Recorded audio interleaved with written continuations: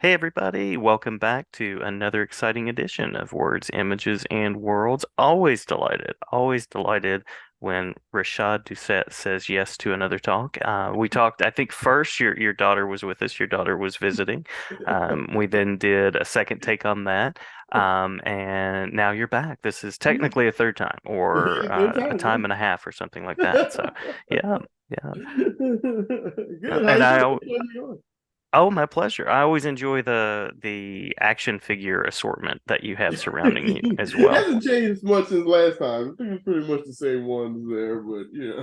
Nice. Is that a Space Ghost? Is that Space Oh Ghost yeah, floating? definitely a space ghost. Oh yeah. Nice. Okay. Yeah, Nice. yeah. Well, we're here to talk about some characters that you've created and a world that you've created. So we might chat about Space Ghost later, but um, I had the chance to read an early copy on NetGalley of this book called Art Club, and being an educator, being somebody that loves art and comics and creating, I love the way all of this has come together. So thanks for coming on to have an episode more or less dedicated to Art Club, but Yeah. anything else that you'd like to talk about as well? Oh, this is awesome. Yeah, this is the first interview for it, so this is great. I'm happy to get Fantastic. especially educator, talking to an educator about educating, like this is a good time to talk with someone who's into it. So yeah. Yeah, yeah.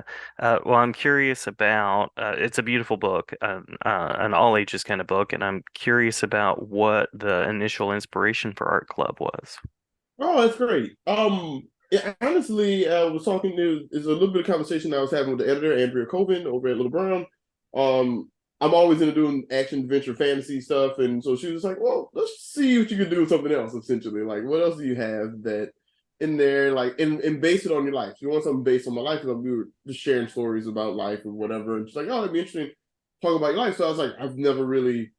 My story like Pat Sampson has family members that are loosely the characters are very loosely based on family members, but really making it about my life with like no fantasy. It's like, wait, there's no magical swords in this? Okay. Hmm, hmm. So well, at first there wasn't at least. But um and so I was like, okay, so I'm thinking of it. And I think what was interesting if I had to tell a story about my life was like the decision to do art, like the decision itself, like what led to creating art, like what led me to be so dedicated to this and what events led to that. And so it's like so art club is kind of a growth of that. Like not at the same age. I was actually a lot. I always drew, and I was always into it. My grandma did inspire me to create at a very early age, but I didn't really know I wanted to do this as a career until later. Like it took a while, and so the inspiration started when I was a kid in real life, but the actual focusing on it and comics being the thing that came a little bit later. But in art club, I was like, what if that came earlier? What if at the time of inspiration to it. So I pulled in like what my grandma did for me. Like my grandma was really into comics and like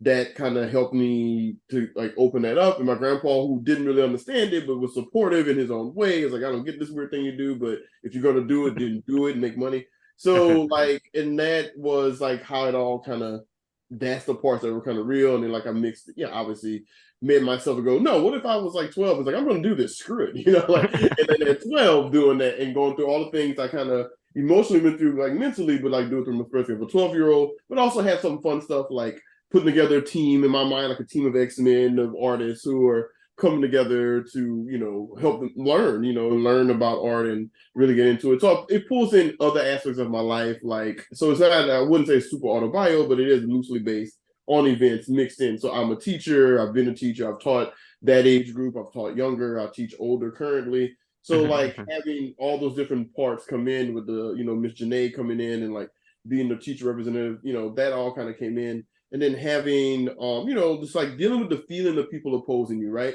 So there's no one person that can really say it's like, oh no, don't do this. But it's like the idea that artists can't make it and that young artists should like focus on other things. Like, if you make a career choice, make a career choice in another direction.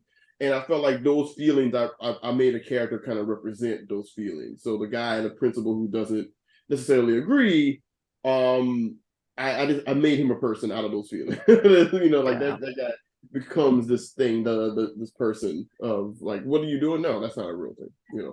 Like, Yeah, yeah. And I love the way you bring in your experience as a teacher. Curious about, because it's an all ages kind of book, what do you hope readers take away from it after they leave it? Oh yeah, that's great. I want them to be inspired. Like I create to inspire. Every story I'm ever gonna tell, I just want that kid who's really into this one way or the other, whether they're feeling alone and into it, or they have a bunch of friends and they're all into it.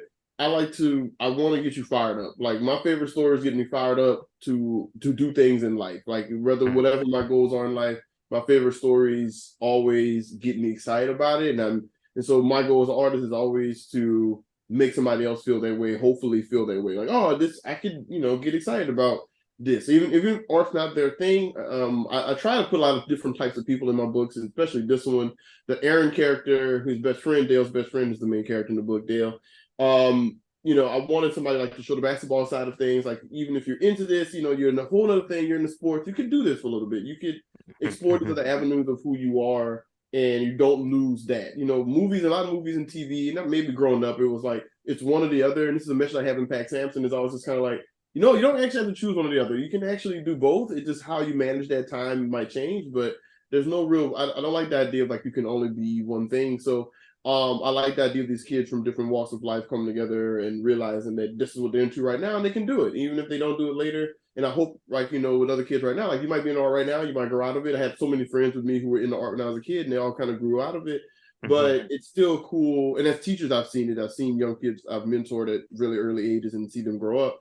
So it's just kind of one of those things where like you can still have that moment, you still learn, you can still learn these important life skills, and of course move on. But so it's always a twofold thing, like to inspire the kids to hopefully keep going, or that they're not alone in that, or just to just inspire in general. Like, hey, this was fun. Like you could do things that people might not necessarily agree with, but it is possible if you research, study, and learn. So Love it, love it. Yeah, and it's a book about inspiration, and I love thinking about teachers as inspirations, friends as inspirations, family members. So I'm curious about the spaces and the people in your life that have inspired you in your creating. yeah, 100%. I've been blessed to have a lot of them over the years. With the comics in general, like my grandparents, such a big part of that. Inspired me to, like I said, two halves of a similar coin. One's like be creative, one is like be focused. Come work with me outside. So a lot of scenes with the grandpa and him outside, like that's direct lifestyle ratio of my grandpa taking me outside, moving fertilizer and stuff, and hard work. But in my brain, it kind of combined like, be inspired, but also work hard towards it, and work focused towards it. Because sometimes you can work hard and you just kind of draw in the same circle over and over, and that's not actually helping you. But like actually working hard with goals and and planning, so like working smart towards the thing. And then on the parental side, I have like my actual parents, which is in there as well. They're not as focused as the grandparents on the book, but mom's a dentist, so I kind of want to show like that side of things, like seeing people that were constantly working and like providing and like doing things. I want to make sure that inspired me too. There's like in action, like this is the result of like that dedication. You have to actually do that, and sometimes it might be Mhm. time away, but at the same time, it's still good.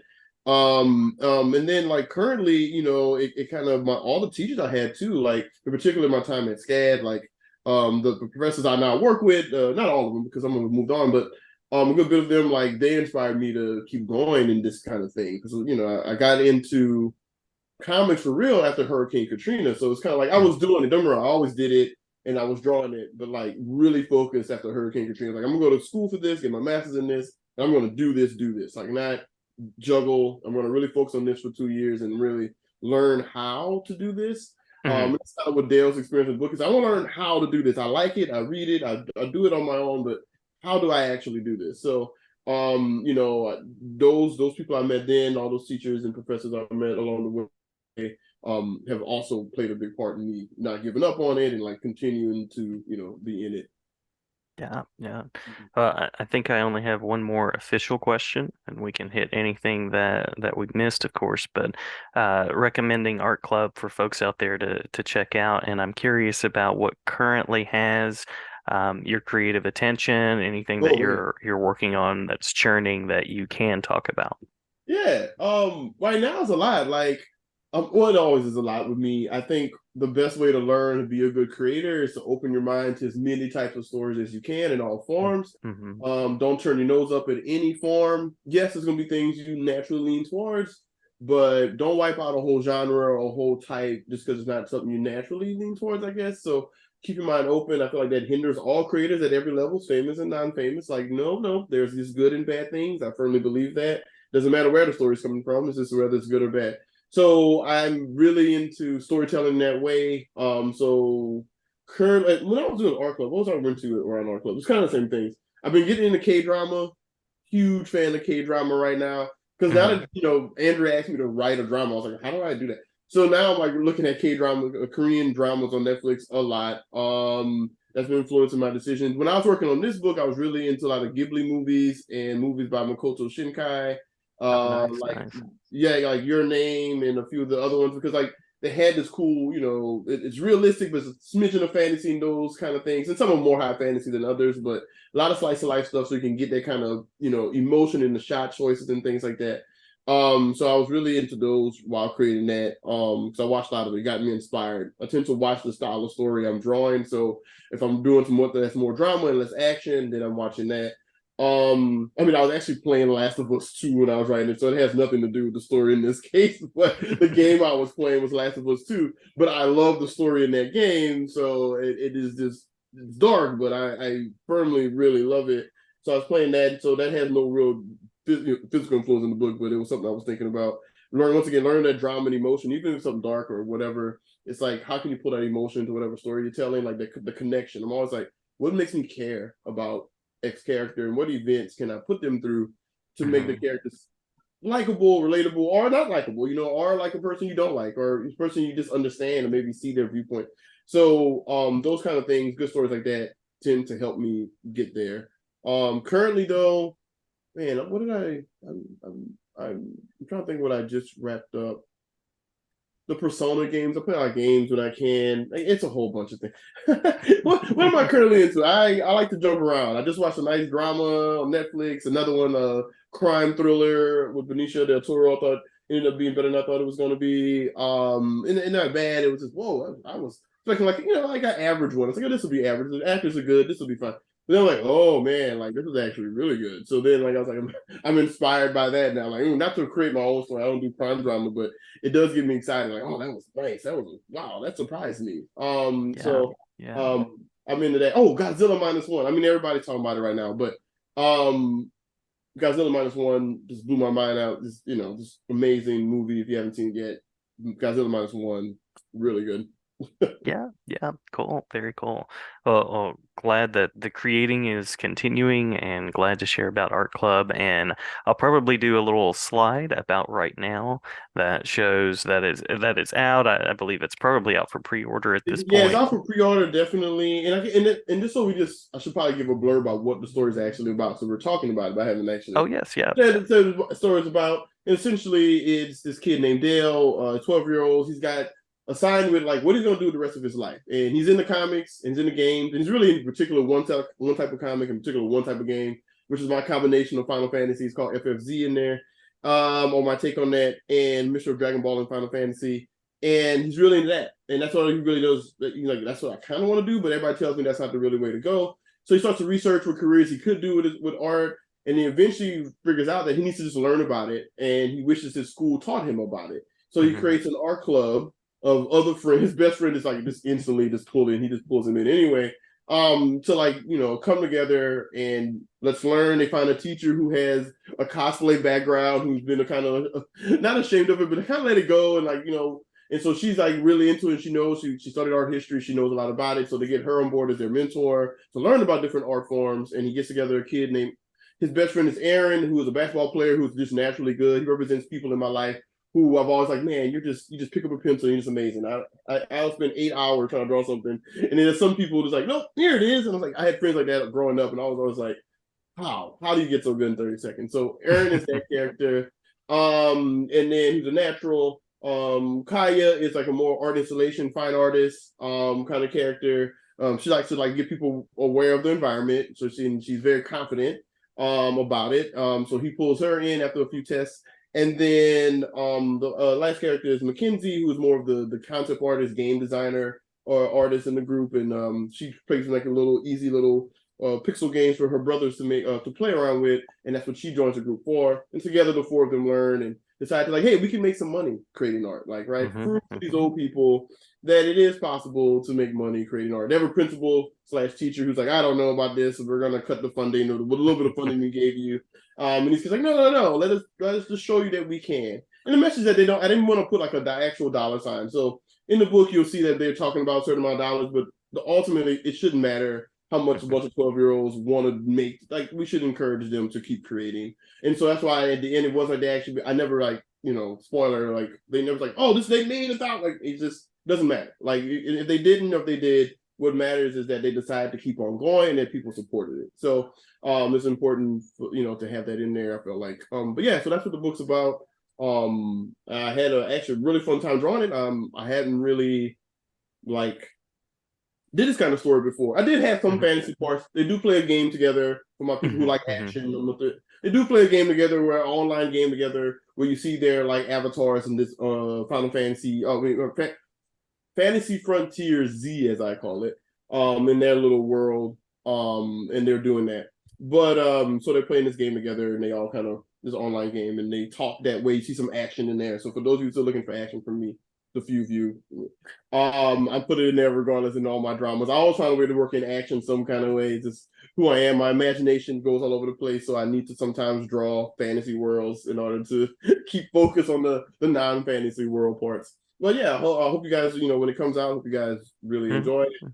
Hmm. It really came together really well. I think I had it taught me a lot. Like, I learned a lot working on the project like this, because it's the first one where I really did this kind of story, and it was good. And I was happy to work with. Also had some flight assist from student of mine, former student of mine, and I was just happy to have that assistance. And it just it came together great. So excited Yeah, about it. Yeah. agreed. Agreed. Recommending it and glad to share about it. And Rashad, glad to have you back anytime to talk about all of the things that are coming.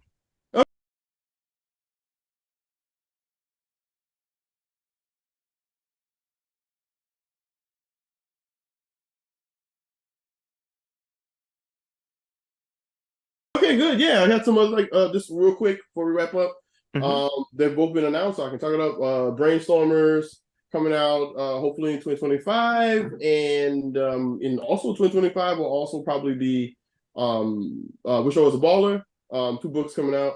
I'm just drawing those, not writing those. So I'm just an artist on those, but those will be coming out. And shout out again to Andy. I want to make sure I say his name. Andy Gordon. He's my flatter. Helped me out on art club. Couldn't get it done without him coming in to just do the basic platforming, help me just get the coloring done on time. And Hmm. that's why I was like frazzled today, because I've been actually doing pages, and I was like, oh, it was almost 3:30. I was in my page zone. I'm glad you texted. I was like in the zone of drawing while I'm on holiday break, getting from school, so getting some pages knocked out. But yeah, Definitely. man, I really appreciate you having me on. It's been great. It's always good to talk to you. Yeah.